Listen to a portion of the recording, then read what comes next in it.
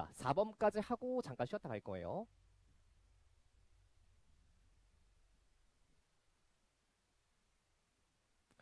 자, 4번 옆에 오답률 54% 줬고 함의 추론의 시초, 시작, 시발점? 뭐라고 써도 돼요. 함의 추론의 시작점이 됐던 문제가 바로 이 문제입니다. 이 문제가 처음 함의 추론의 시작점에 총포를 딱 알렸던 문제야. 이때 당시에 이 평가원 모의고사에 들어갔던 학생들이 아니 왜 어휘 문제가 있을 자리에 얘가 있지? 이런 느낌을 딱 받았어요. 뭐지? 얘는? 한 번도 가르쳐준 사람이 없는데? 미쳤네? 라는 느낌을 줬던 문제가 함의추론 얘가 시작점입니다. 가볼 텐데 여러분들 여기 end부터 none 여기까지 묶어버리세요.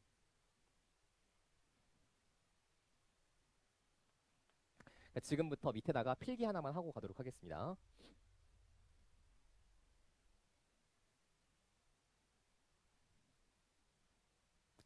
이 함의 추론은 우리가 빈칸과 같은 원리다 이렇게 판단하고 문제를 접근할 거거든요. 그래서 빈칸 추론에 대한 이야기를 좀 하고 시작하도록 할게요. 밑에 빈칸 추론이라고 적겠습니다. 빈칸 추론. 여러분 빈칸 추론이라고 하면 되게 어렵게 느끼는 학생들이 많은데요. 이 빈칸 추론이라고 하는 건 빈칸이 요구하는 정보를 찾아가시면 돼요.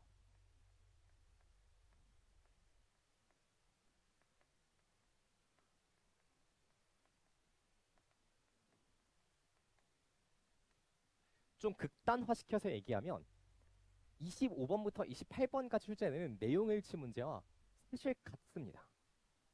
근데 이 추론이 들어가는 포인트는 뭐냐면 색깔 바꿀게. 정보를 찾은 뒤에 재진술된 선지와 연결을 시켜야 돼요.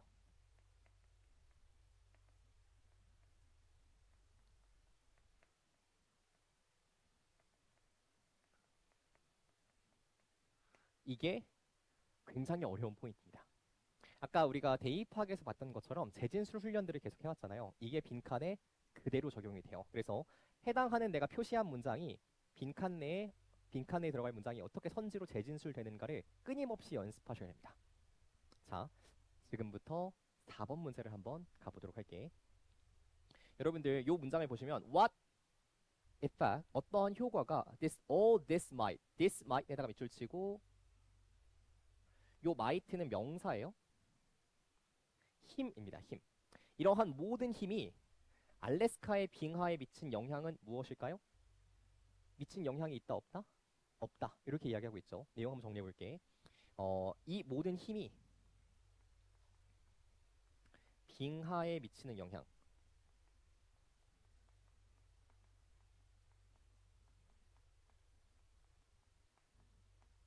없다. 그러면 우리는 지금부터 글을 읽어가면서 이 영향이 없다는 게 도대체 무슨 의미인가? 이것과 같은 표현은 어디 들어가 있는가? 여기에 초점을 맞춰서 글을 한번 읽어가 보도록 하겠습니다. 알겠죠? 첫 번째 문장부터 한번 가볼게. 잘 봐봐. 여기에는 흥미로운 생각이 하나가 있어요. 그러니까 어떤 사람이 생각을 한번 해본 거야. 집에서 자다가 그냥 누워서 여러 가지 생각을 하잖아요. 그쵸? 그 생각 한번 해보는 겁니다. 만약에 빙하가 start reforming, 다시 재형성되기 시작한다면 그들은 have a great more water, 훨씬 더 많은 물을 가지고 있을 거야. 단어 체크하겠습니다. to draw on. 밑줄 치세요. draw란 단어는 준아야 끌다란 뜻이 있어요. 그쵸? on은 부착의 의미가 있습니다. 그래서 끌어서 뭐 한다? 나한테 부착시킨다 라는 뜻이죠. 끌어오다라는 뜻이에요. 끌어오다. draw는 끌어서 나한테 부착시키다, 끌어오다의 뜻이에요. 현재에는 끌어올 물들이 훨씬 더 많은 거야. 과거보다. Hudson Bay, Great Lake, 수만 개에 달하는 캐나다의 호수들 너무 물이 많은 거죠. 근데 none of which 그들 중에 어떠한 것도 존재하지 않았어. 마지막 요 빙상, 아이스 시트는 빙상입니다. 빙하예요. 마지막 빙하를 형성하기 위해서 존재하지 않았던 물들이 지금은 많다 적다? 굉장히 많아요. 따라서 이 빙하라고 하는 건 훨씬 더 과거보다 빠르게 성장해 나갈 수가 있을 거라고. 끌어들일 물이 훨씬 더 많기 때문에. 그쵸? 만약 그들이 다시 진보하기 시작한다면 우리는 어떻게 해야 될까요? 빙하가 내 아파트 옆에서 다시 형성되기 시작해. 어떻게 해야 될까? 필자 이렇게 얘기하고 있죠. 색깔 바꿔서 빨강색으로 묶어버리겠습니다. TNT라고 하는 것 또는 핵미사일이라고 하는 것 다 폭탄의 일종이겠죠? 이걸 가지고 날려버려야 하지 않을까? 라고 이야기를 하는 겁니다. 의심의 여지 없이 우리는 그렇게 해야 될 거야. 자, 밑줄. 그러나 이것을 한번 고려해 보세요.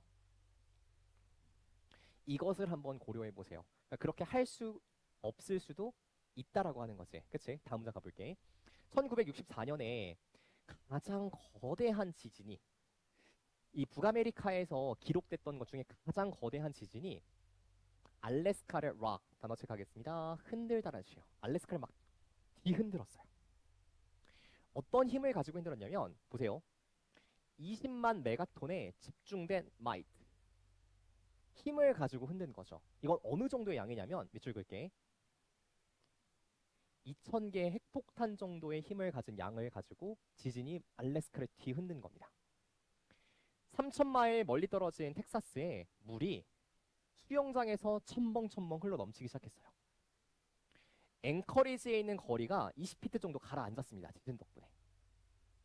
그 지진은요. 24,000마일에 해당하는 야생을 황폐화시켜버렸어요.